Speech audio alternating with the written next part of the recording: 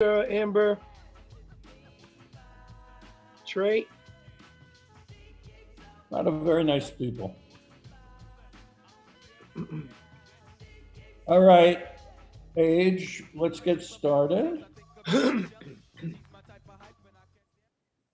All righty. Whoops, Seth, were you about to say something? No? Okay. Good evening, everybody, and welcome once again to the yard. It's actually about midnight on Friday in Ghana right now, which means that in Ghana that everybody is tuning into the yard, along with all of you folks. In addition to broadcasting here on our Zoom channel, we are also being seen on Facebook Live, on Twitter, on YouTube. And as I've mentioned, soon we will be seen on hundreds of thousands of tablets in hundreds of jails and prisons across the country. And eventually, more than 1 million of our brothers and sisters who are doing time will be joining us. So we're very excited about that. This is The Yard, and it's a production of Commissary Club, which is the first social network for 70 million Americans that have criminal records. I have a criminal record. My name is Richard Bronson. I'm the founder and CEO of Commissary Club, as well as 70 Million Jobs, which is the national employment platform for folks with records. We're all watching the Olympics. And when I think of the Olympics, I think of that game that Team USA was playing, and it was late in the game, and the coach turned to the bench and he saw our friend and teammate Seth Sundberg. Seth at the time was having a hot day and wasn't really paying much attention to the game. Wasn't really on the bench.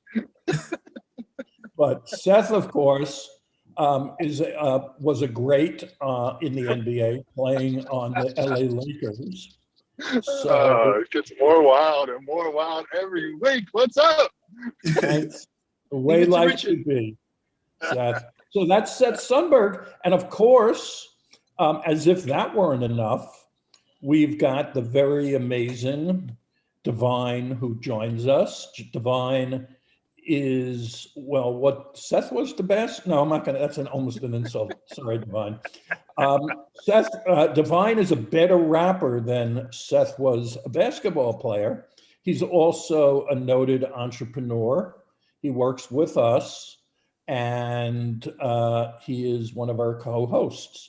Of course, we have the fabulous, lovely Adrian Hatter behind the scenes, who runs things, and for whom, without her presence, the trains, alas, would not be running on time.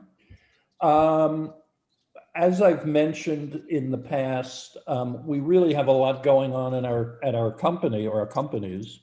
The employment business, as I've mentioned, is going incredibly well. I mean, companies can't find people to fill jobs, so maybe purely out of desperation, but they turn to us. We have this huge community of job seekers, folks with records, and they've been hiring them hand over fist. And once they do, they discover that this population not only is available, but they're great workers. And that leads these companies to feel encouraged and more confident to come back to us to get more people to come work for them. So it's great for us as a business. We're a for-profit business, but it's really great for the men and women, the deserving men and women who really could use a break. So we've helped thousands of them get jobs, but we've only scratched the surface. We also launched Commissary Club, or we're launching Commissary Club very, very soon.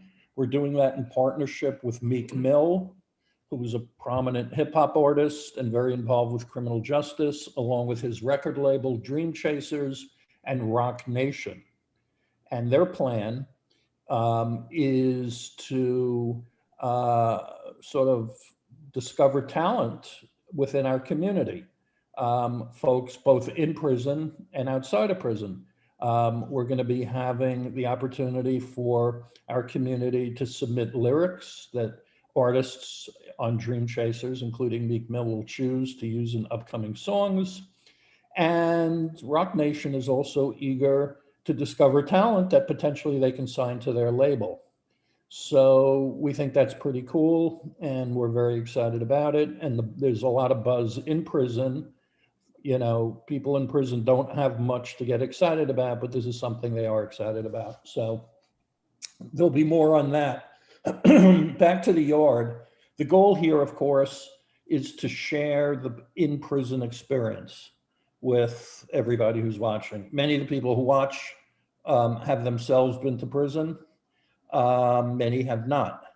Going to prison, you know, is not the same thing for everybody. It has a lot to do with which prison you're in, which level of security, how much time are you doing, and it has a lot to do with you, the person doing the time, obviously. So the experience is pretty unique, as we have seen by all the different guests that we've had who have provided us with a take on their experience. Please, if you have questions, you know, try to confine them basically to that in-prison kind of experience, if you can. If you have questions or comments, please use the chat feature. And if in fact you'd like to join the conversation, you have something you'd like to add, let Adrienne know through the chat, a direct message through the chat with her, and tell her what you're thinking, and we'll see if we can get you on here.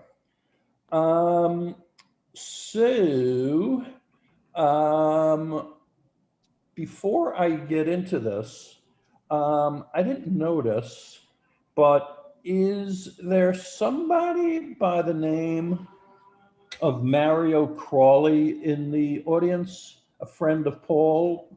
Paul's here? Is he here? Oh, there he is, Kyrie Crawley. Hey, Kyrie, we don't see you, at least I don't, but I hope you don't mind me calling you out here or bringing you to our attention. But Paul, you know, told me that you might be joining us. And the reason why I'm bringing this up is a week ago, Kyrie completed 20 years in a federal prison. And he's been out now for 1 week, and he joins us now. Kyrie, thank you, Welcome home, man. Welcome home, bro.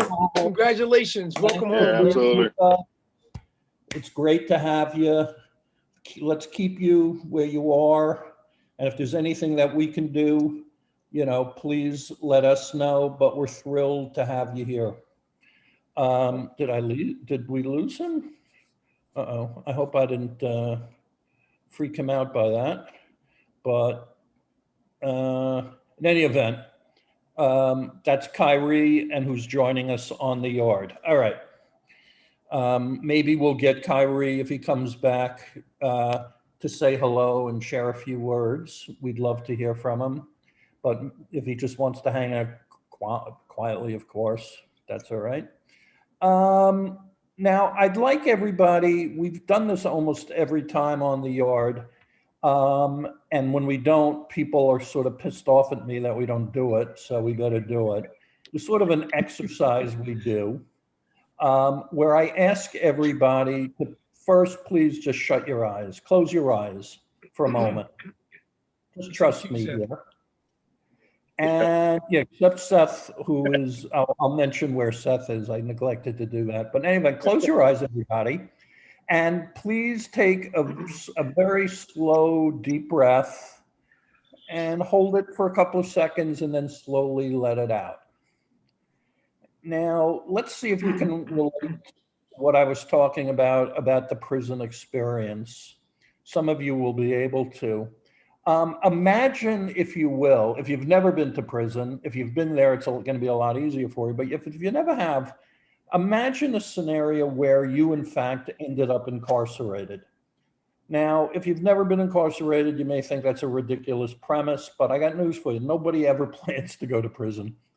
And people do make mistakes. I never planned to go to prison, but I made stupid mistakes.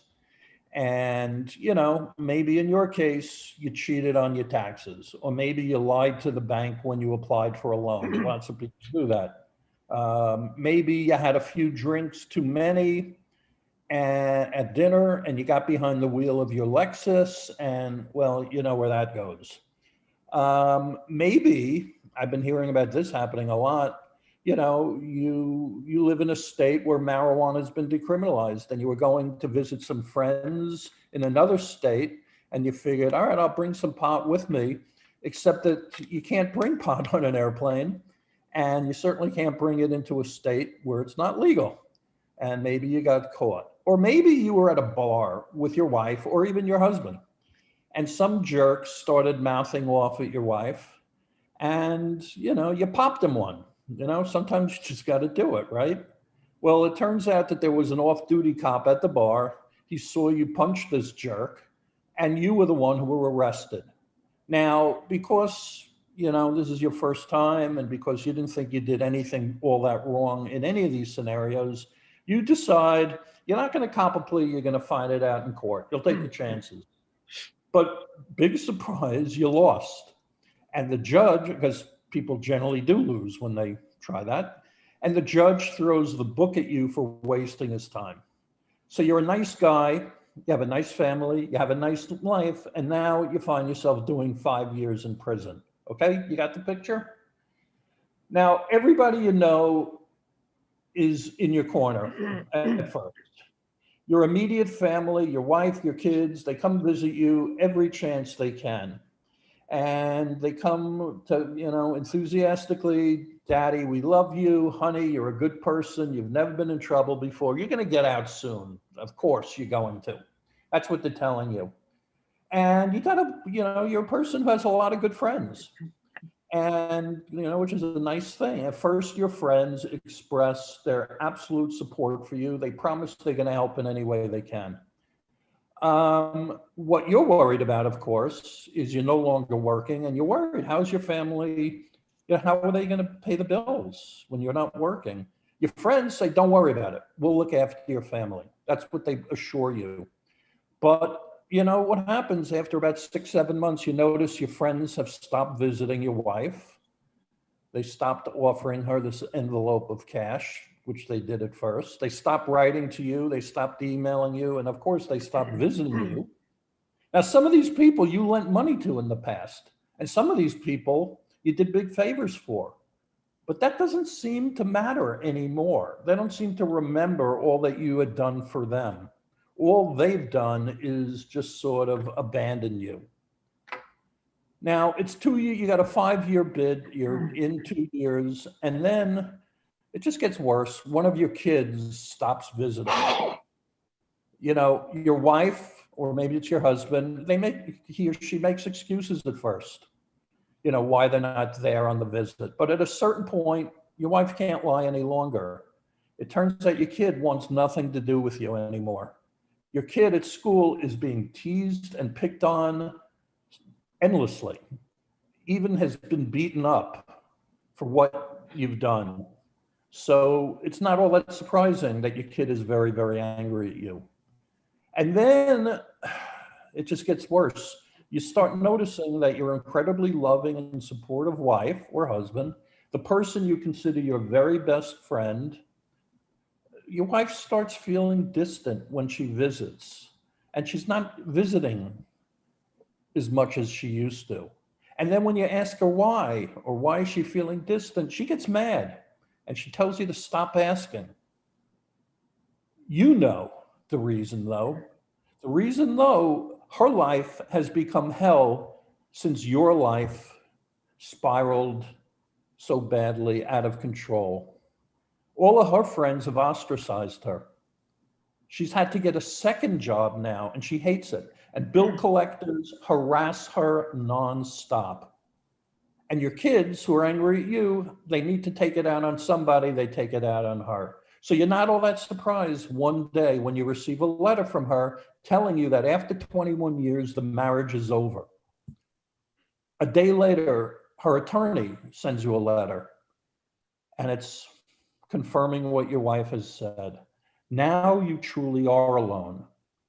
And, you know, the saddest part perhaps is, if you're going to be honest with yourself, you don't really blame any of your friends or family for deserting you, because you really deserve it.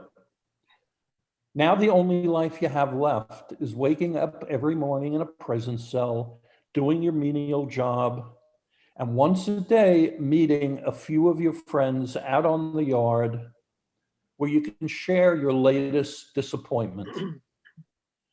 Our guest tonight wrote about just this.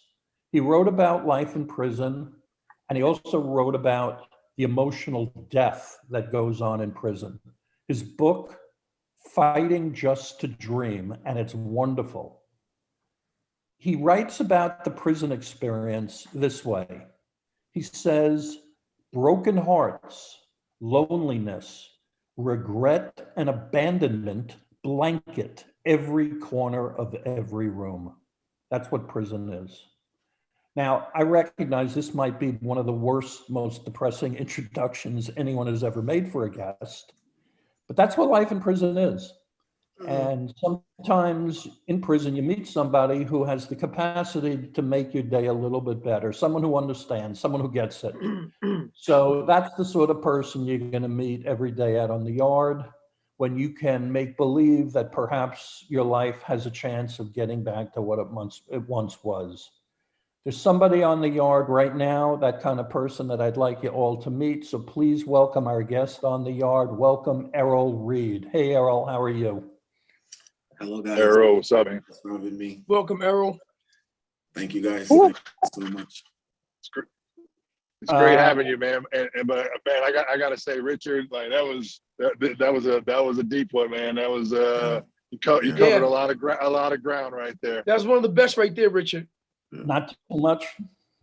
No, It was a lot, man. It's a lot, but it's real, you know. And that's one of the things I know Richard hasn't said, you know, where I'm at or what I'm doing. But I wanted to just real quickly interject and give a shout out to everybody that's down right now. You know, we're thinking about you. We love you. You know, I know that you guys, men and women, will be seeing this soon. So I'm on the road, as you can tell, and I was gonna stop and get a place to have the yard conversation. But one of the things that's also real, you know, in part of the prison experience is diesel therapy. And I gotta tell you, like, I am so triggered on this trip about diesel therapy that I was just like, you know what, this is gonna be better. We can chat more about that later, but you know, just talking about, you know, what's going on. Therapy?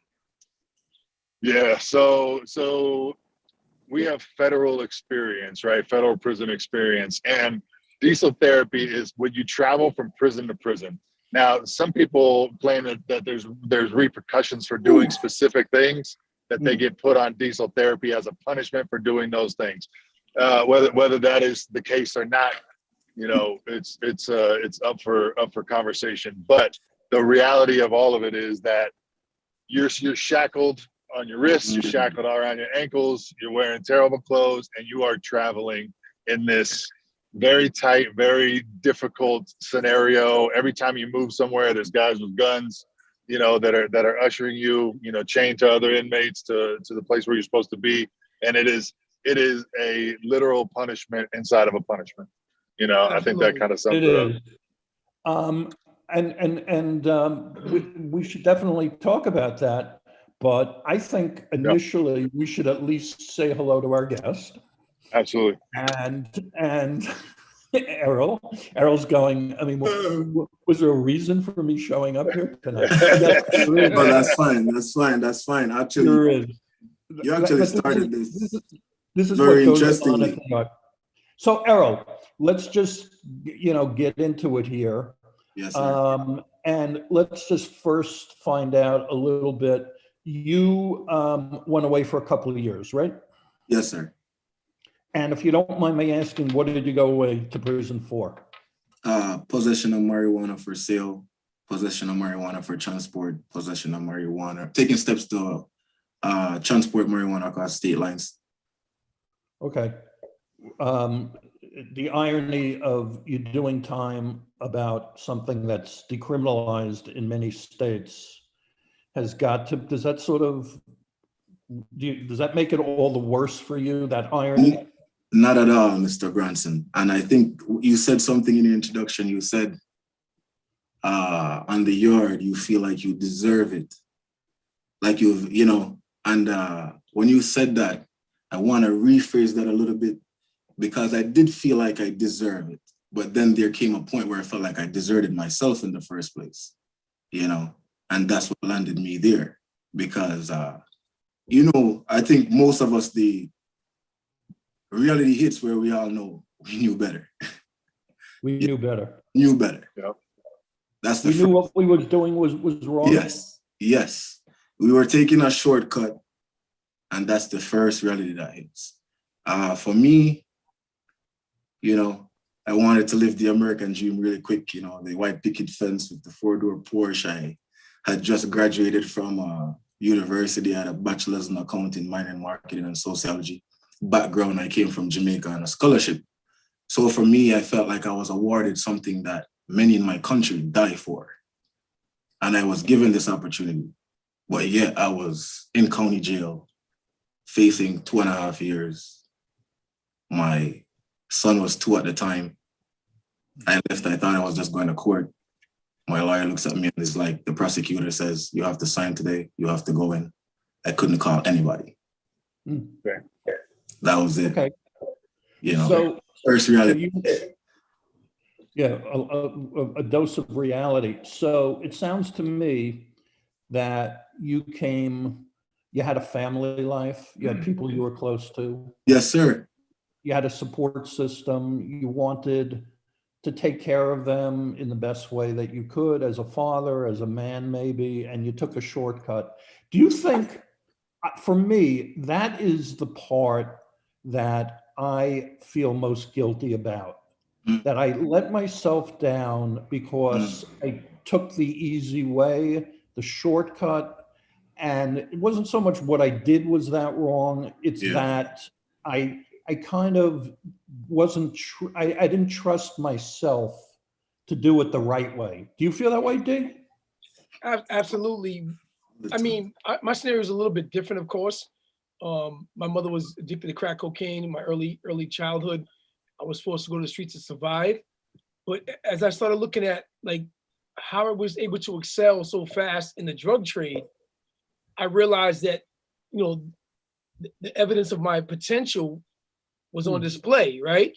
But it was just the wrong way I was doing it, the wrong product. And now in retrospect, you know, hindsight is 2020, right? Just being able to see like I could have went a different route and exercise the same enthusiasm, ambition, determination, hustle, grind, whatever you want to call it, and executed something more positively that was legitimate and succeeded. Yes. Right. Most definitely. That's exactly how I feel. So Errol, you were whisked to prison, to county jail. Yes. And then, right? And then you ended up, was it a state prison you were in? Yeah, so first I was in Maricopa County jail, which if you guys want to do a cool research, it is the most deadly jail in America. Right. Yes, and I was there for 29 days up until getting sentenced. I moved to a maximum security prison called Alhambra. I was locked down for 48 hours, for 30. I was there for 2 weeks. That was when like isolation started hitting me. Like I felt like the silence was so loud. Like somebody turned this off. You know, and it's like being there, there were people around you, but I still felt like, you know, nobody could understand. Like when I hop on the phone and I hear my son ask me, where am I? Daddy, where are you? You can't answer that. What did you say, Errol? When my son would call me and I would be like, he would ask me, Daddy, where are you? And you can't answer that question. You know, that was when reality kind of even struck me harder because I grew up without my father who served actually 18 years and a 25-year sentence in federal prison in America also. So for me, it was the mental side of it that was even, I think, more deafening or heavy for me. Yeah. As in my head, I'm thinking, what is my son thinking? I knew what I was thinking. Where is my father? My dad. I'm in school, everyone is there. So for me, I had to deal with that. So for me, I felt like I was just tearing myself down more than anyone else. I even said it in my book. I feel like nothing anyone could have told me could have made me feel worse than I already made myself feel. Nothing. Speaking to your son. Yeah, did you feel that you were a failure? Yeah, not a failure. Let me say this. Did you feel that you were repeating the trauma that you experienced yourself with your father going in federal prison, that you were then visiting this upon your own son, so you could identify strongly and with the emotions that your son could be feeling or possibly feeling from how you felt when your father was away? And how did it make you feel, like just seeing that pattern? It's twofold, because I think it also allowed me to put myself in my father's shoe, at least for those 2 years. And even while he was in prison, he still did stuff. So for me, I still felt I could do it because he had done it, keeping the relationship going. One of the first books I actually wrote was to my son. It's called The Orange Dragon with the Invisible String. Wow. The invisible string is from my heart to his. And, did you have any other kids, or do you have? I actually have 3 kids now. Okay. And were you married at the time you went away? Yes, I actually was married at the time I went away, sir. Actually, we were separated prior to, and she will attest to this. We were not the best at communicating. Well, she was better than I was. Really? A part of that too is, before going away, I tell people this. I pushed everyone away. I felt I was going away, so why would I hold on to relationships that I felt already they weren't gonna last? So I was, I would say my own. Say it again. Like beat them to it preemptively. Of course. But we actually became very best of friends in there, because at the same time, the same person I couldn't listen to, I wanted her to tell me what she was seeing, what was going on, what did you eat today, anything kind of like take me away from orange. Connect you to the real world. Seeing the same sunset, Do you remember that first moment, either in county jail or when you went to prison, that you sort of, the first time you were stepping in? What were your emotions? What were your first impressions? So I think for me, to take a little bit of a step back, I had gotten arrested in 2013. And then I had kind of decided I wasn't going to go to court, because I'm like, you know what, it is what it is. I'm caught in this situation. I am also looking at immigration. So for me, it was like, I'm not going to court. So then I was actually then picked up on the run for, I guess, absconding bail and a fugitive from arrest. So I was... Wait, hold on. You said you weren't going to go to court. I thought that meant you were going to come to court. That means I was going to what? Richard, that means this. And now you weren't going to court, and you weren't going to cop a plea. No, he wasn't. He was trying to do nothing. Would get away. I'd heard so many different stories of others, so I was like, why couldn't I? I thought I was smart enough, and maybe I could figure a way out. But something I couldn't leave my son at the time. He was the only one I had, and for me, it was like I just couldn't leave my son. So that was kind of like my first introduction, and mind you, that was my first arrest. So it was all new to me. So for me, going into county jail, I felt like I was just stripped naked. Right, the unknown. Yeah, it was like I was stripped naked. Like I felt like, what do I do next? I'm sleeping on cold concrete. I don't know what jail is like. I think one of the first things that kind of hit me hard was the fact of, inhumane I was made to feel. Stripped naked, turn around, stick your tongue out. The constant, the first... bend over and cough. Going back to county, you know, getting moved to another prison. Every time you're going to see vegetation, you're going to see the nurse, doctor, dentist.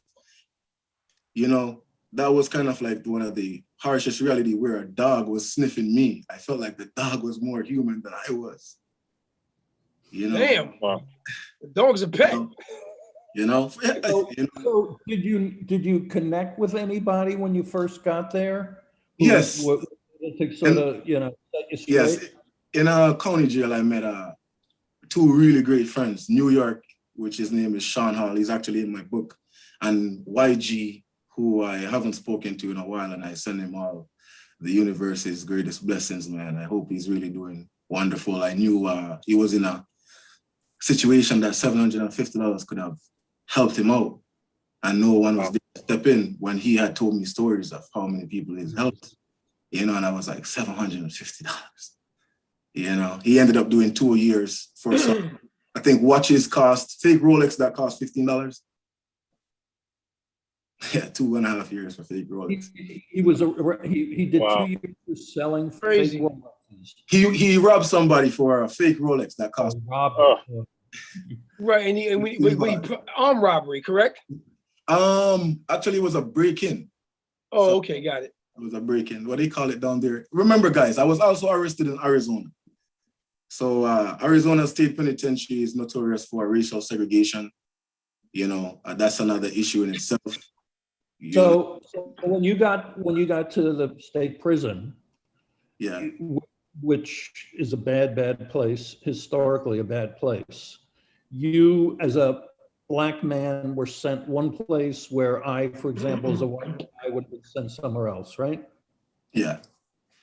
I was held in Alhambra with everyone and actually isolated because I had the number 4 on my arm as a tattoo. And the guy that was doing the inspection said it had some form of gang Affiliation. Gang affiliation. So he put me with the guys that had committed murders and, you know. What did the 4 really mean? I was getting a tattoo of a lighthouse shining the lights on my path. I meant 4th letter divine. Yeah, but but it's actually D, and it actually represented my then girlfriend's favorite number. Exactly. 4th letter divine. Wait. Let me get this straight. You had a girlfriend, she had a favorite number, which I don't really quite follow.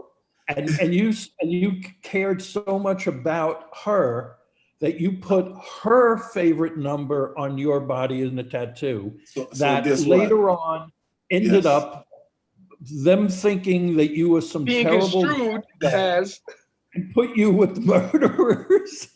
the irony of this story. The irony. Only on the yard. Only on the yard can you get these type of stories. Not on Netflix. Not on. There's an expression in I'm Jewish, in the Yiddish language. It's popular in New York. You call someone a schmuck for doing something really stupid. Did you feel like you were a schmuck at that point?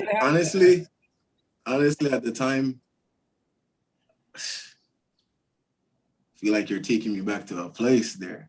That's what we do on the yard. We take you right back to that time, that place. Heavy, man. Heavy. You want to relive. No, that's okay.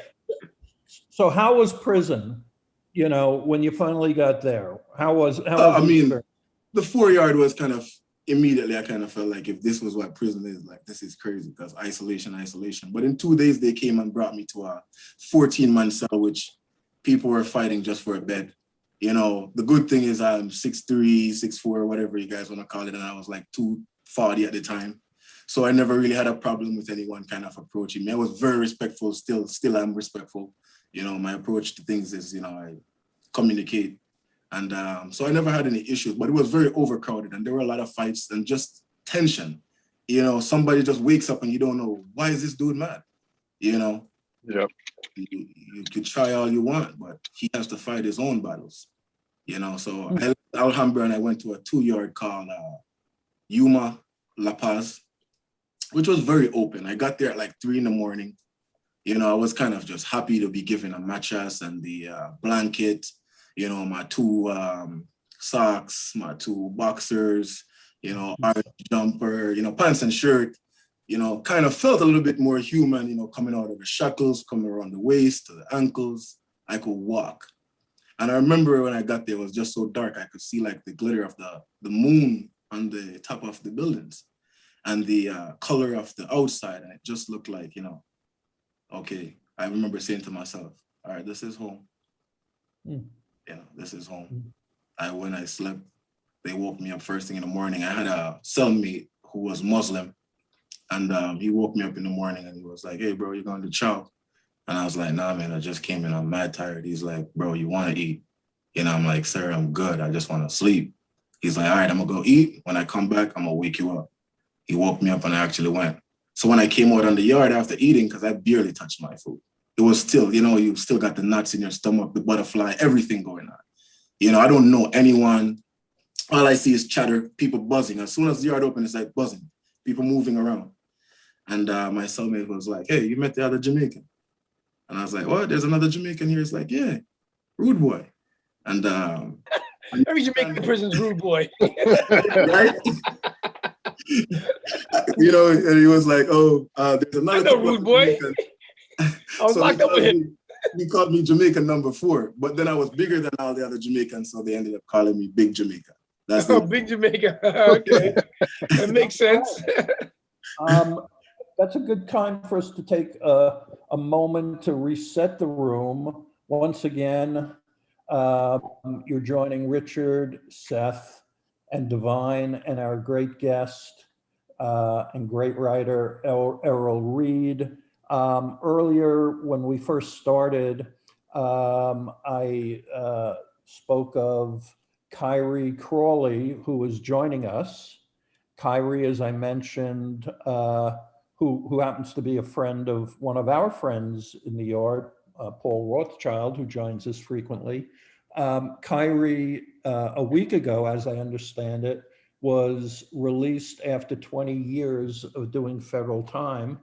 And I am told by Adrian that now he can unmute himself and he would love to say hi, and we'd love to say hi to him. So Kyrie, can you hear me? Oh, here you are. Hey man, how are you? Kyrie, can you hear? Looks like you're frozen. Okay. Well, if Kyrie were able to talk, I'm sure he would. Oh, Kyrie, can you hear me? All right, well, we're going to try to get this straightened out. I'm sure if he could talk, he'd be talking about that game that he saw Seth play against the Knicks. When Seth had that big game. Yeah, that's the first thing I think of after doing 20 years. I know, right?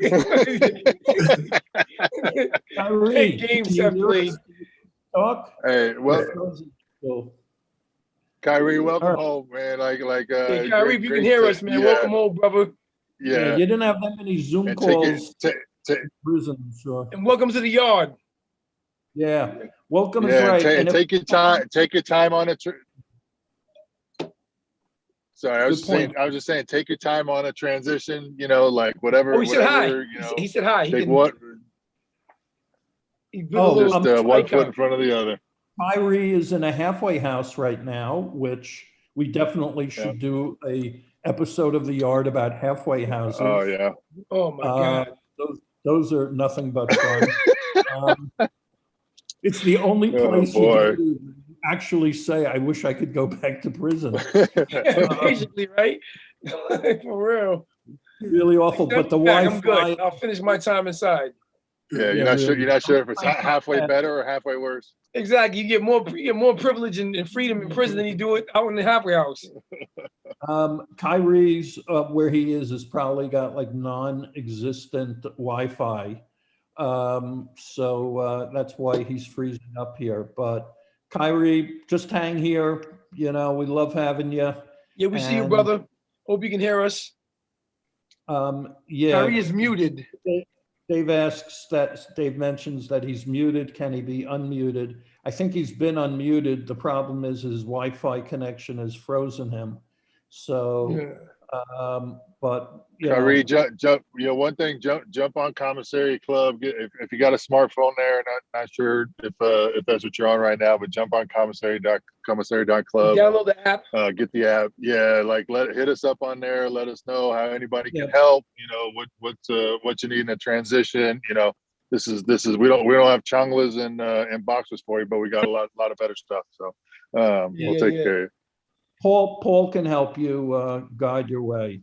Absolutely. Hey, Kyrie, Michelle goes, no worries about the signal. Folks are sending you all kinds of well wishes. Very, very true. Absolutely. You know, what you're going to discover, if you haven't already, is that there's a lot of people out there who really do care. And you're right now with 4 of them who do. So stick around with us and make sure you come back to the yard when your internet is better so we can hang out and talk. Maybe you'll want to be a guest. So anyway, let's get back to Errol. You mentioned a few places. You're in Arizona, you're in Yuma. I just have to ask, was it like incredibly hot in these prisons? We used to put a tea bag in the water bottle and throw it out on the sun for 60 seconds. Oh, Damn. Yeah, boiled tea.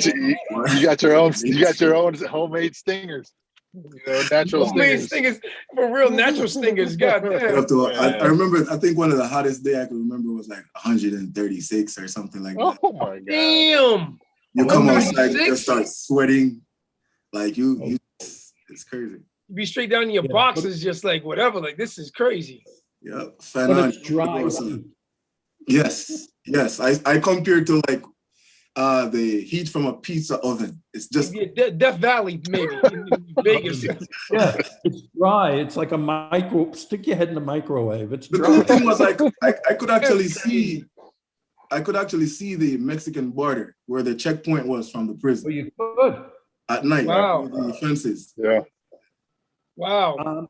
So let's talk about, your state of mind, because ultimately, that I assume is what inspired you to write.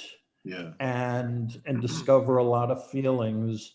And we were talking about loss, loss of loved ones. Did you in fact have that experience? Yeah, I lost, first person I lost was myself, and my book actually started in county jail. I remember I was seeing the prison called LBJ, and there was this red light on top of it just blinking. And I was just sitting on my bunk. My bunkmate across from me sleeping, Pablo up top. He got caught with a pistol. He's just a Mexican guy, hardworking. He's been robbed so many different times, so he bought a pistol just to protect himself. Coolest guy I ever met, man.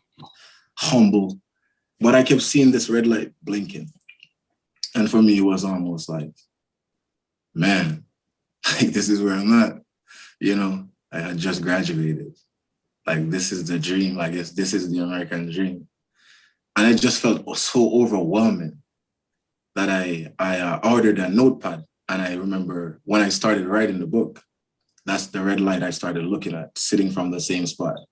And I remember I just started describing everything I could see. That I started kind of basically, now that I've reread my book before publishing, I realized I took an author's perspective of my own life because it was so hard for me to feel emotion or express emotion. So my book became kind of like a segue into a separate me, if I could say. I felt I could share that with myself. I also look at myself finally, it just started growing. I started sharing what I was writing. People would be like, yo, bro, you're good, man. Like, why you here? And I tell them, they're like, bro, you're too good to be here. But I'm like, bro, I'm here, Richie. I can't leave. It's not like I could get up and walk away. I can't walk through these doors, And I started sharing more and more, and more individuals was like, yeah, put me in your book. So they would share their stories with me. So if you do read my book, my county jail experience and Alhambra experiences, a lot of people's stories being told within my story itself. you know, some of the most heartbreaking stories, to be honest with you. You know, some of the realest stories too, the truthful stories. I felt a lot of people around me kind of gravitated to me because of just the way I could tell their story for them also. And when I got to La Paz, I could finally buy a composition book. I could get pencils. Because in county jail, like, we had to be like a genius. We roll the paper. You have to roll the paper from the deodorant that doesn't work, and that clear thing. Yeah, I don't know what that's supposed to do, but just to roll the paper and put the lead inside of it.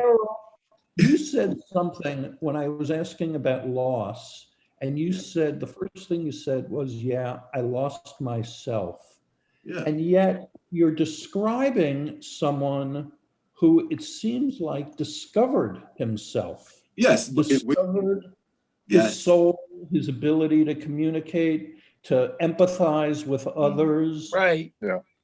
I mean, you lost one person, but you gained another. Is that what happened?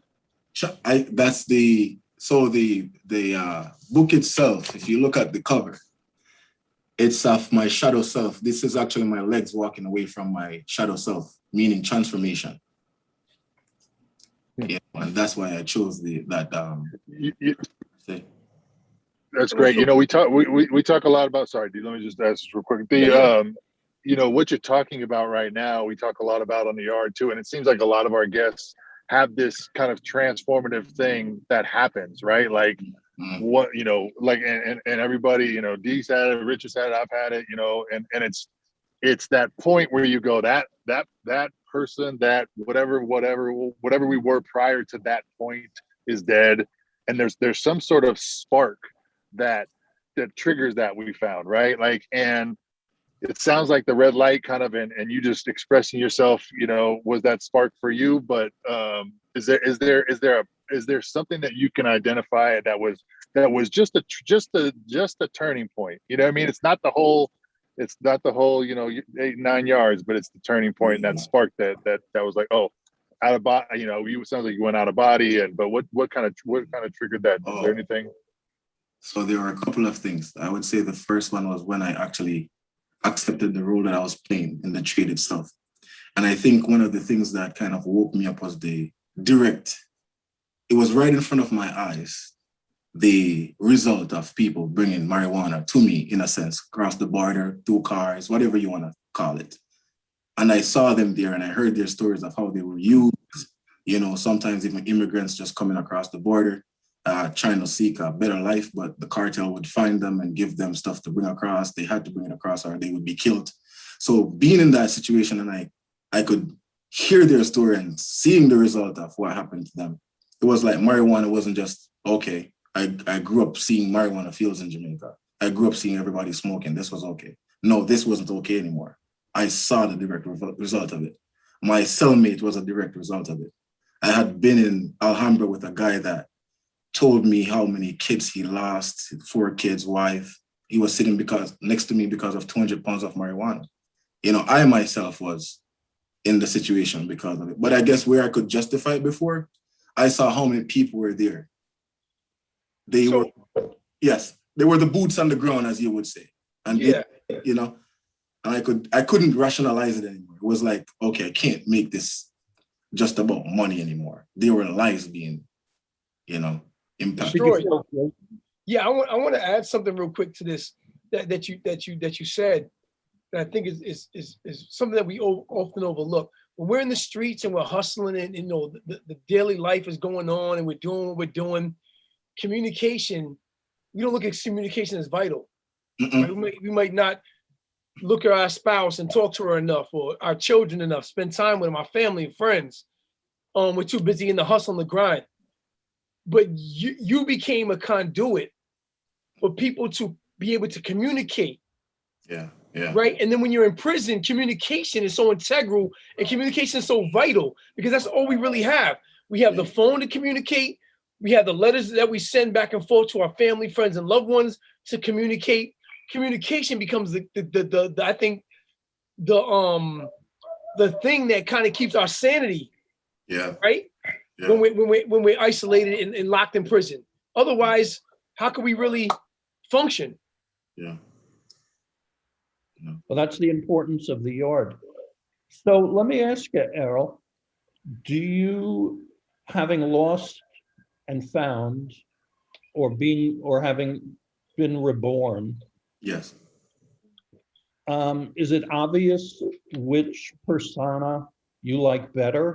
Or do Obviously, you miss, I wouldn't say I wouldn't say persona, because the funniest thing is I feel the change. I notice the change. I'm living the change, you know, day by day.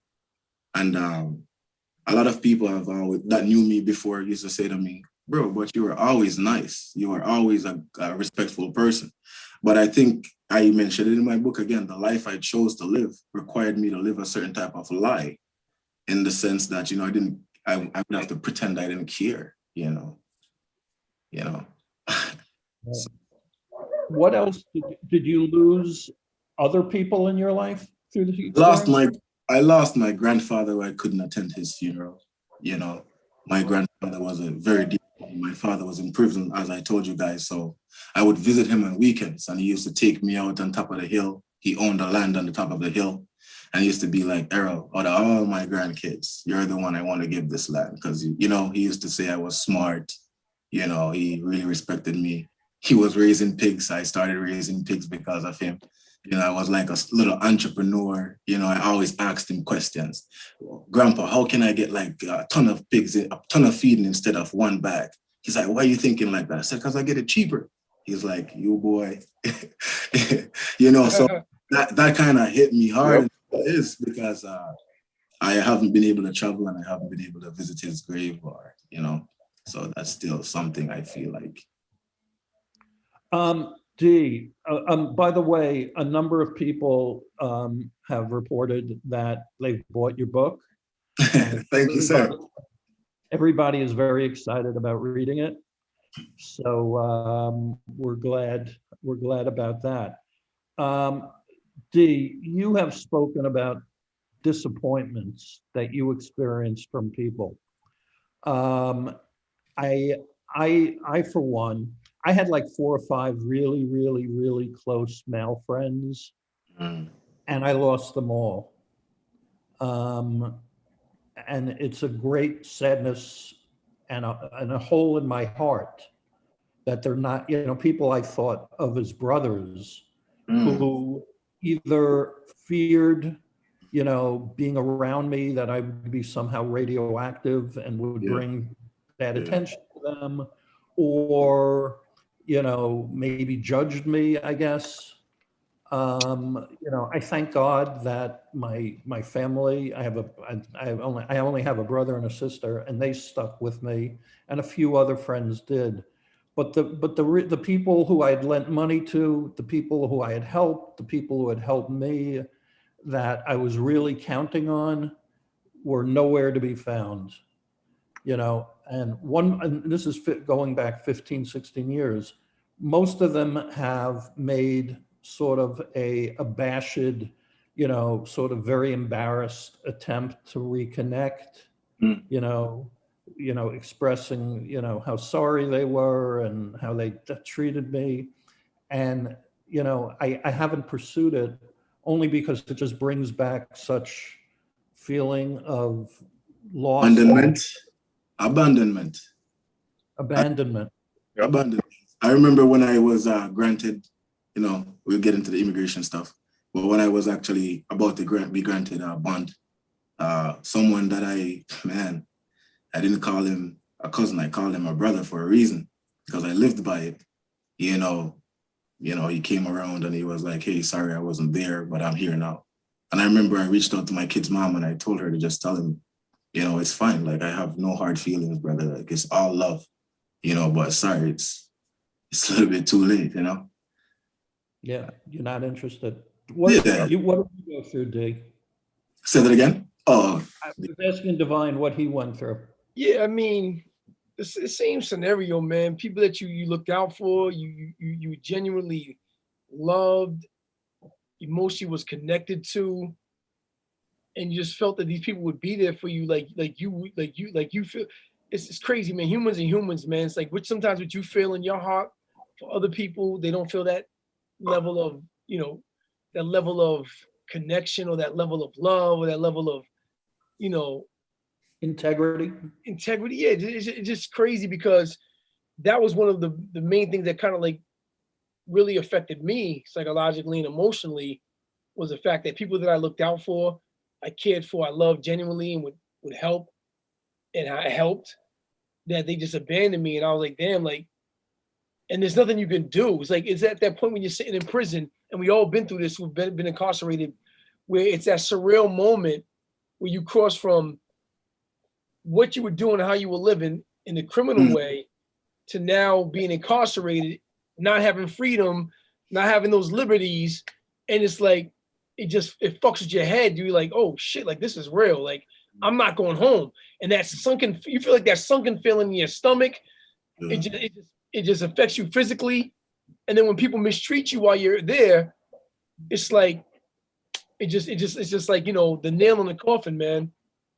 I used to hear my phone ring all the time, and I'm like checking my pocket. I don't have phones here. Yeah, right. Yeah. For me, when I got out, aside from the anxiety of not knowing what I was going to do with my life or how I would support myself, I was pretty much homeless and totally destitute. I was incredibly lonely, and I'm still lonely, because you don't make friends, like you do when you're young. Yeah. And, that's the way I feel now. Yeah. Stay space, brother. Man. You're not lonely. You're not lonely at all, sir. I just want to let you understand that, Thank you. I tend to say this sometimes. I feel alone in a room full of people. I still deal with that from time to time. I mean, I think people don't really. I think people, for real. I just don't. People don't really realize, like, civilians, those who haven't committed crimes and been incarcerated, don't realize the effects incarceration has on an individual. Yeah, we've committed a crime. Yeah, we have to pay. We have to pay our dues to society for what we've done. But I think there's always a punishment upon a punishment when you're incarcerated, right? It's not just the sentence that the judge says, oh, you're incarcerated for 5 years, 2 years, 1 year, whatever it is. It's a punishment upon a punishment that you got to go through and experience at many different levels, spiritually, mentally, psychologically, emotionally, physically, for some people. And it is really an ordeal. It's really traumatic. And that's another thing, like, especially in the Black community, we don't address, mental health. We don't address trauma. I mean, shit, growing up in the projects and just being a victim of crack cocaine indirectly because my mother was addicted to it. And it put my life in this direction that affected me. Like, that's trauma. Yeah. And a lot of times we don't confront that and deal with that, I kind of faced a different battle too in prison. Most people don't want to take the test, but in Arizona, you got to take the test to get qualified for the 75% or percent you get off your time, 25%, whatever. Okay. And I wanted to take the test because I wanted to do, just learn while I was there. They never allowed me to take any classes or join any classes because I had the immigration detainer as well as when I was in prison. That's when I started reading the books. I started going to the library and actually kind of just kept elevating, my learning. I actually started a couple programs there. I had a website. I started just writing and sharing what I was going through, blog post. Guys on the yard underneath the Ramada, again, no pun intended. Yeah. Guys I would read stuff and guys would be like, yo, this guy is dope. Like, this hits me. And they would, pull me one away to the side. He's like, bro, I want to write something to my wife, to my girlfriend. I had to, everything I learned about myself because I had to send a power of attorney to my kid's mom. So, she could handle my son at the time. So when I learned about that, I started helping other people and just like, writing power of attorney, sending them home for their, loved ones. And the more I learned, the more I just shared it with everyone, you know. Yeah. And I also grew from it a lot, you know. It forced me to read a lot of books. I think once I started reading Rich Dad Poor Dad, Robert Kiyosaki's book, and a couple other things, I just kept reading, ended up reading over 120 books while I was there, you know, self-help to everything you could think of. We want to talk about your experience with immigration because, as you explained to us earlier, that was another prison sentence for you. Yeah. But before you do, one of our friends, Angie, who always writes things that are, well, they're worthy of being published because they're so deep and insightful and poignant. And I can come up with more positive adjectives for her writing. But she writes, when you're ripped from society and then you re-enter it, you're a foreigner in a land that shouldn't be foreign to you. And Wow. that I think there's It's a true. lot of truth to that. And part of for me, you know, the foreignness is born of not having people, you know, that around me that I was used to having around me. Yeah. You know, and feeling, you know, I think anybody who goes to prison, I think, you know, has experiences, you know, feelings of self-loathing, you know, and shame and embarrassment and guilt and whatever else. And, you know, it's certainly helpful when there are loved ones that welcome you back. And, you know, as Divine was talking about, the trauma can help, you know, you with that trauma. But when they're not there and you're just sort of left on your own, it's dangerous to be a foreigner in that land that you shouldn't feel foreign in. Yeah. You know, only bad things come of that, I think. At least darkness comes of it. Right, Andy? So you are a native of Jamaica. Yes, sir. As we could certainly pick up from your speech. Were you in the country illegally? Legally, sir. Legally? I came here on a soccer scholarship to straight college. You know, my father had just gotten deported 6 months prior. Mother, single parent, raised 3 of us. You know, she did farm and everything she could. So for me, I was here without guidance. I didn't have anyone that could, like, you know, tell me. I didn't have any information. There were a lot of things that could have happened that, you know, could have alleviated a lot of directions that I went down. Still to this day, I wouldn't change it. You know, I'm still fighting just a dream, as I like to say all the time, you know, and that experience only has helped me, to be honest with you, you know. But wherein did your immigration issues derive? So because I was a resident and not a citizen, because of my possession for marijuana for sale, they detained me because of the for sale.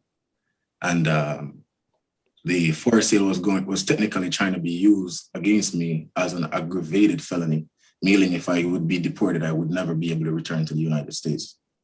Immediately when I got to immigration, I just started reading on this computer. There was 2 computers in the building, and I started reading everyday law in regards to immigration.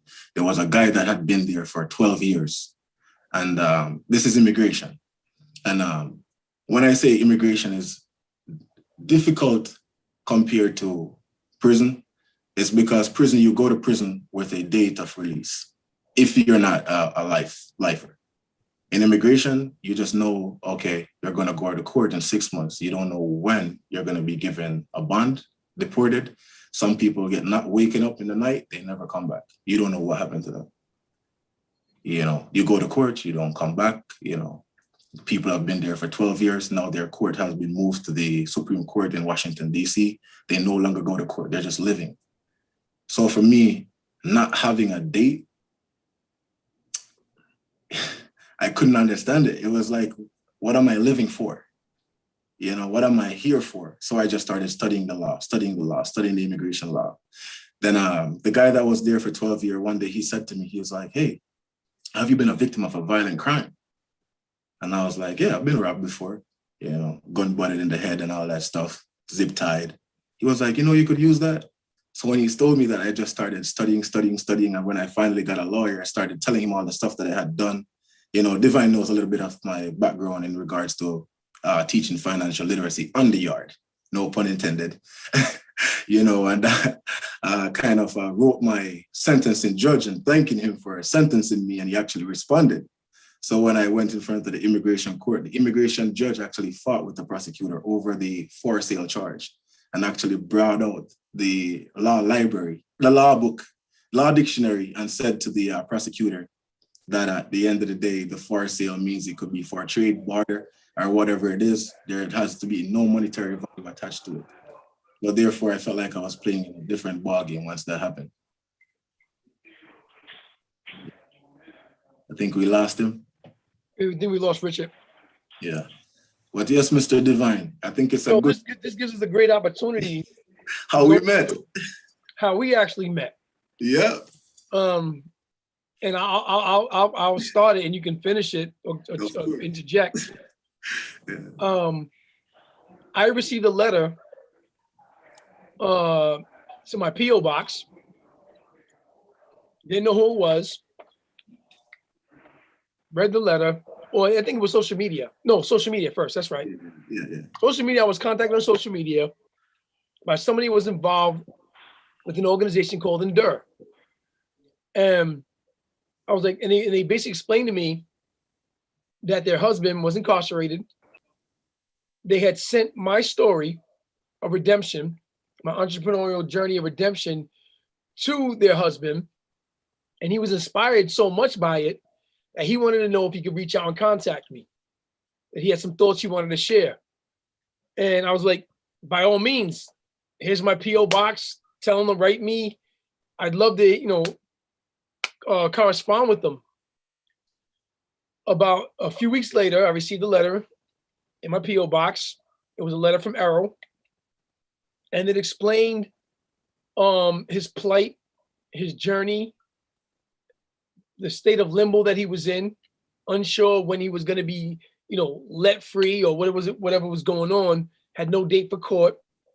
And he explained to me about this organization he had started, and he was inspired by my story of how I changed my life around, that he wanted to follow a similar pathway and build this organization.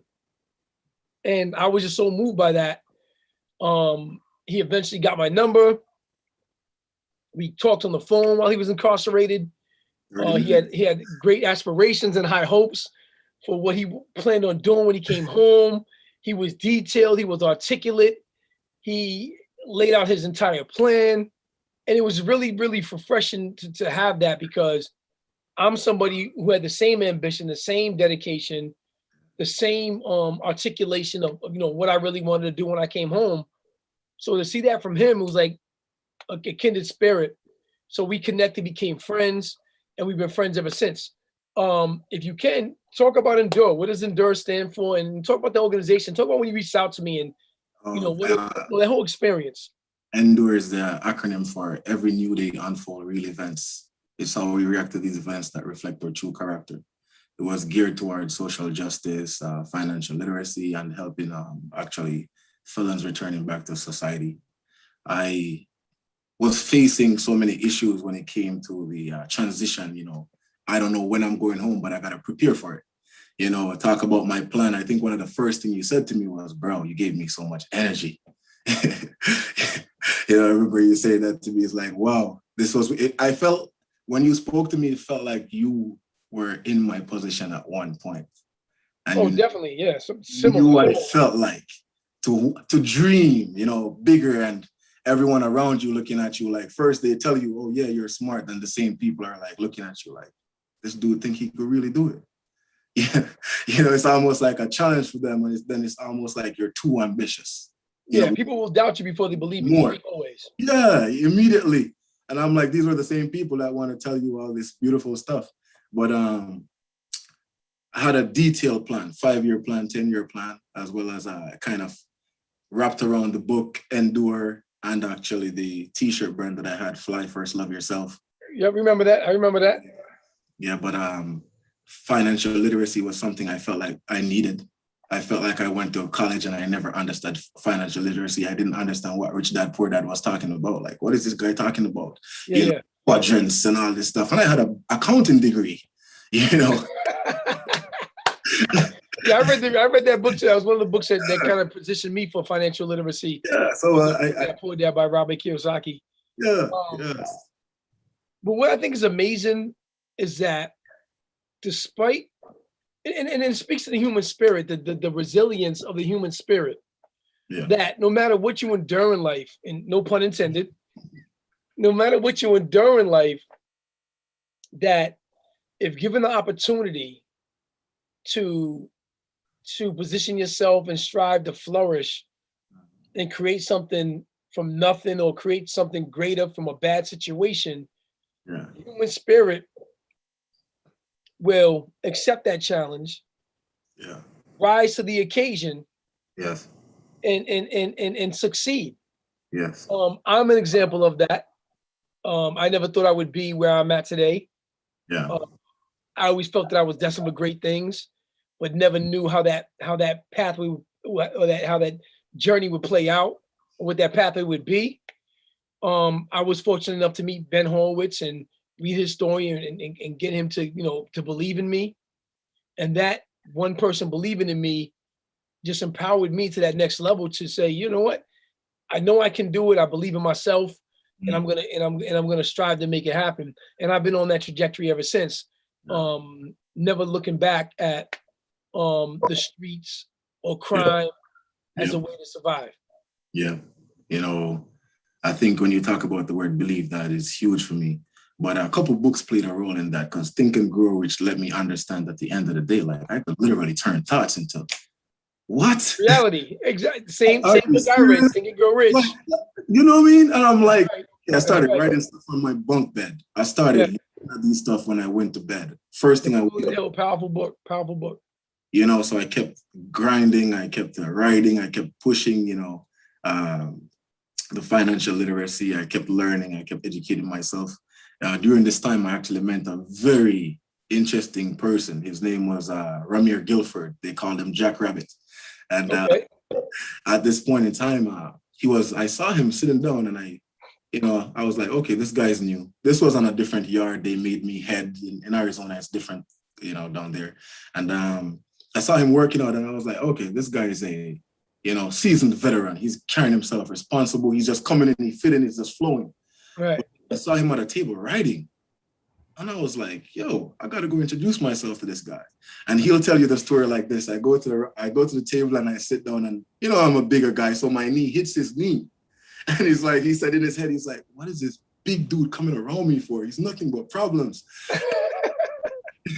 He said, when I opened my mouth, he said he turned and looked at me like, yo, this dude is not normal. The first question I asked him was, bro, what are you writing about? I'm curious, I'm writing a book too.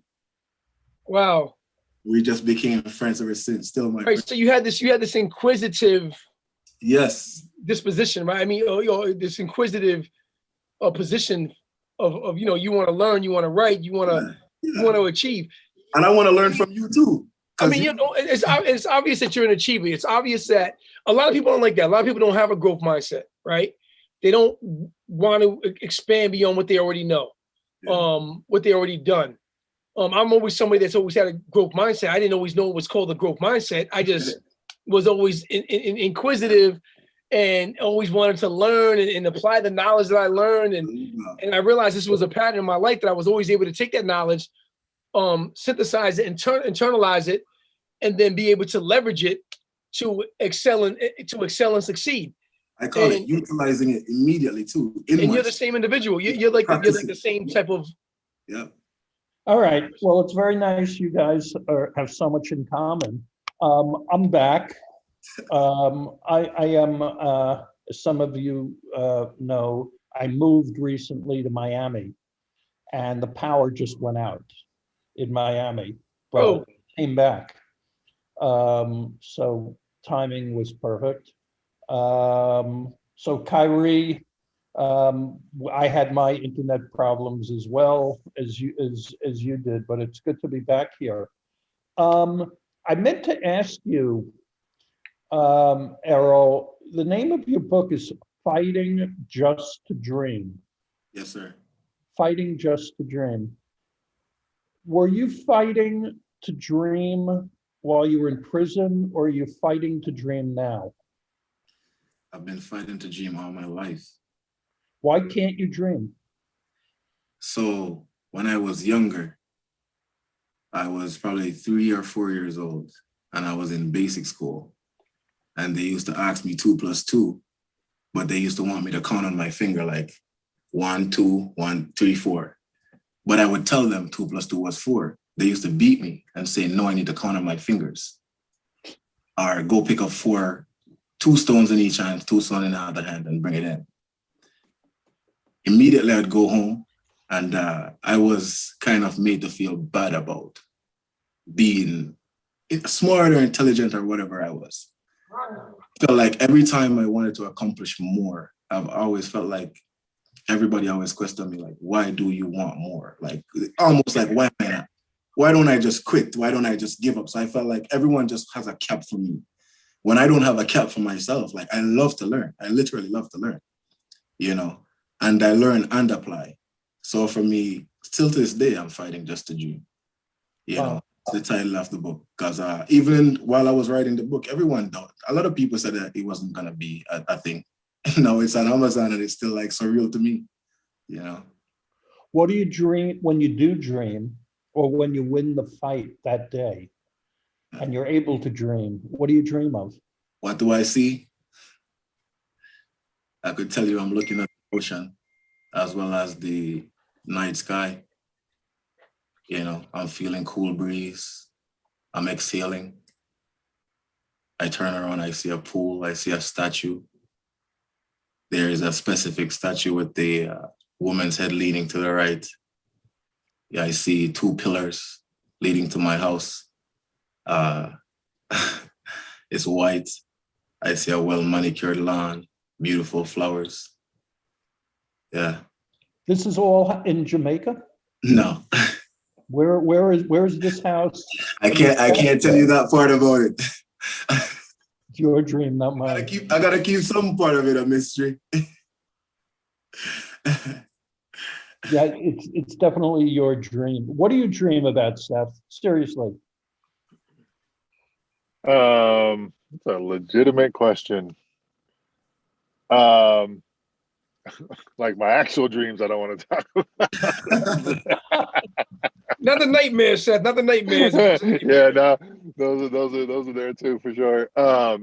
Yeah, I mean, I dream about just being able to take care of family. You know what I mean? Like that looks like a lot of different things, but that's you know, that's an important thing for me, and I think for all of us. You know, like we're one of the things that, you know, we all did to kind of get ourselves in trouble is the same thing that on the flip side of that is the thing that allowed us to live through it and thrive, you know, and re-enter too, is that, you know, like you know, you have the ability to go out and get after it, right? Like, you know, that comes in a lot of different forms, but you know, there's a drive, right? And you know, I tell a lot of our people that, you know, we talk to every day about jobs and what you know, what works and all that. And I said, you know, there's really 2 qualities that if you have these 2 qualities, you will be fine, right? And that's ownership and drive, right? It took me a long time for the ownership part,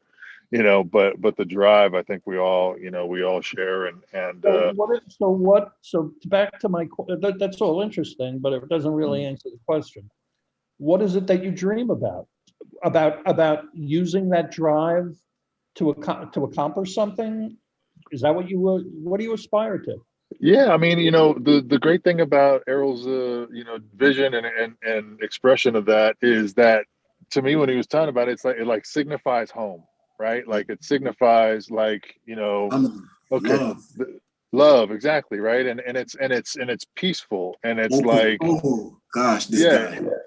and friendly and warm and all those things. And like that's the dream. And it's, you know, like I said, it comes in a lot of different forms, you know, different times, but that's, I think, you know, what I dream about too. Reach a place of peace and Yeah. love. Okay. Yeah. What about you, D? You are a deep dreamer, if nothing else. What do you dream about? I dream about achieving a level of success that allows me to obtain financial freedom to optimize my life and living. And beyond that, being able to affect other people's lives. And you know, and make change and leave a legacy. Like those are the things that I dream about all the time. Okay. What about you, Richard? What do you dream about? I was afraid of this. Yeah. Sometimes Yeah. as I'm asking a question, I'm doing it with the full It always knowledge It always boomerangs. that it's Yeah, going you to know come it's back coming to back. me. Yeah. And I think it's like a good question to ask, but a tough one To answer. And you all did well with yours, by the way. So for me, when you were talking about peace, for me to find peace within myself, you know, I don't feel like I am a being at peace, not even nearly. And for those of you who know me, you know, Seth, you're shaking your head right now, like as if to say, yeah, I get it. Yeah, absolutely. I don't feel remotely at peace, you know. Can I share something with you, sir? Sure. There's a book called We're All Doing Time. I don't remember what the name of the author is. When I read that book, Florence Correctional Facility I was at. And the book brought me to a space where that's when I gave away my TV. I stopped selling spice. I wanted to meditate. I wrote on my bed everything that I wanted to create. I wanted to soak myself up so much because I realized then I either had to be my best friend or my worst enemy. And come on, you know, that's when the silence broke through. I felt like finally I wasn't scared of it anymore. Like I welcomed it. It taught me so many different things. Felt like I just started learning. I was just so open. Like everything was just flowing. Every mistake started making sense. You know, I attribute that book to a lot of spiritual growth. I would say I also kind of had a few experiences, you know, dreaming actually that I was talking to God, you know, and it was so profound that when I woke up, my cellmates were like laughing in the morning. They're like, "Oh, I guess somebody was dreaming about some girl last night." And I always, I said, if only they knew. Right. Richard, nothing to Jack. Richard, do you feel that your experience with incarceration and, you know, your fall from grace, quote unquote, do you feel that robbed you, that experience robbed you of some type of peace? No, I think it was the natural outcome of my ego and, you know, a path that I set for myself, that it was karma that had caught up to me. So there was a level of inevitability, you know, I would have to pay the price one way or the other. Right. But when you were talking earlier about that, Errol, you were saying that you continue to fight to be able to dream, Yes, as if it's sort of like a life sentence that it you is. bear. Yeah. That's the way I feel. Yeah. Right. That, you know, that rest will only come to me at my last day on, you know, on Yeah. earth. Yeah. Wow. And until then, you know, I mean, I just feel about being me, it's exhausting being me, Yeah. you know? So I look forward to a time of peace. It's that internal struggle, right? Yeah. And that actually is a part of my book, Forgiving Yourself. You know, I think that can be the toughest thing. I was born this way, so I had nothing to forgive I me. say that all the time, but I had to switch it. Once the verbiage changed, though, I realized my reality also The changed. perspective changed and the reality Yeah, changed. the reality changed too. Good How point. much of this? I mean, it seems like the commonality that we're talking about right now is just a peaceful space, right? And how much Right. of this? And this is open for anybody. Like, how much do you think this is a prison thing that's brought this yearning out? I don't remember. I want to answer that first. Go for it. Okay, yeah, it's not so much a prison thing, but the prison experience is something that triggers all these other things that we've gone through, past, present, and then how we look at the future for our lives. And had we not gone through that experience, we wouldn't be as philosophical. Exactly. Philosophical, introspective about who we are and what we're trying to achieve. No, that's a great point. And our dreams, our dreams wouldn't mean so much more to us had we not had that wake-up call, if you would. Yeah, no, it's a great Makes point. Sense. That's my take on it. It's a great point. One of the things, Errol, you mentioned you read 120 books inside, and I read a bunch of everybody, like kind of that growth and that drive to go, okay, well, this is what's happening. Like, let's go, make a change. It's just like, it seems like one of the things that we talked about early on was people leaving, right? And I have a theory. I have no idea if there's validity to this theory or not, but it is that the stuff that we went through in there and the it's work, right? It's work to look at yourself and go, Absolutely. Who the fuck am I? Right. Who the fuck am I? Yeah. And it's it's hard to go, oh, you're this. Yeah. And then you go, shit. I don't know if I like that. Yes. Right. And then you go, I'm not really that. I'm not not really that. I'm not but really you've the been crack playing dealer. that. Yeah. Right. I'm not really the crack dealer. Right. You know those- right. You know those moments, Seth, when you're lying in bed and you can't fall asleep because your heart and your soul and your mind is not at rest, Ooh. and you're spending hours and you really feel like you just it's just you and God looking in each other's eyes, sort of. It's complete honesty of whoever you are. Going to prison is that for 2 years or 5 years or 10 years or however long your sentence is, because you have nothing but time to have those very honest moments with yourself. Exactly. Beautiful chaos. Beautiful chaos. And when you have nobody else, Bullshit is stripped away. You're all wearing the same clothes. You're not with a pretty girl. You're not flying in private jets. You're not distracted. There's no distractions. Exactly. There's no distractions. Yeah. It's just you and you. It's you and your you-ness, and all kinds of weird shit comes out of that. That seems to me a very, very good place for us to call it an evening. Sometimes we joke around, sometimes we argue with each other, but other times I think, we feel touched within ourselves and within each other. And I had hoped that would occur with having you here, Errol, and in fact did. So we really appreciate your helping facilitate that and being a willing and active participant in it as well. I think you are an amazing. Can I tell you something? Sure. This is actually one of my dreams. I used to have, Divine could tell you how many times I said I'm going to go be on a podcast. So even as simple as this is, as small as this is amazing, because this was a dream. This was once just a dream. This was something I used to fathom in my imagination. Okay. Well, you can I was realized. It was great, man. Now you can go play for the New York Knicks. Now you can get your next one, your next dream. So I again buy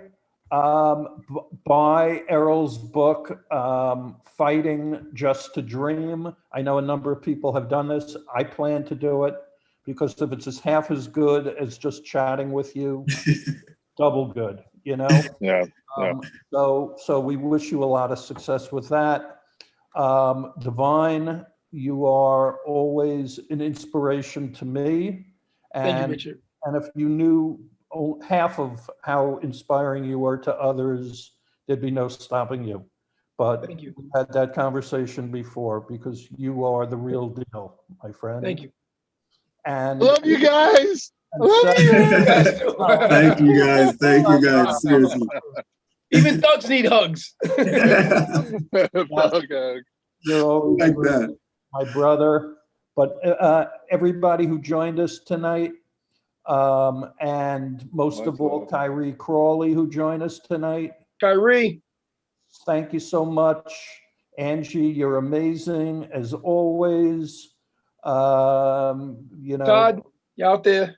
we have so many soulful, smart, caring people here. You know, we're really very, very lucky. That's for sure. Thank you, everybody, let's for all joining stick us. together. Okay, let's all stick together. Yes, You sir. know, because Yes, who sir. the hell else would have us? Lastly, Errol, make sure you download the Commissary Club app. Please engage with the community. Okay. Continue to share your story. Be inspirational there. Be motivational there. It's a great community. Write another book. Yeah. Right. I actually have another book written. Okay. Let's The do it. spell imagination will take you places. All right.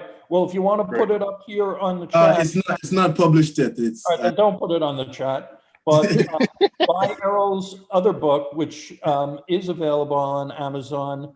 Everybody, thank you so much for joining us again. We will be back next week, of course, assuming the power stays on. And God only knows about that. But it's been wonderful. And, Absolutely. It's been great. Look after each other and be safe, everybody. Have a great night. God bless you.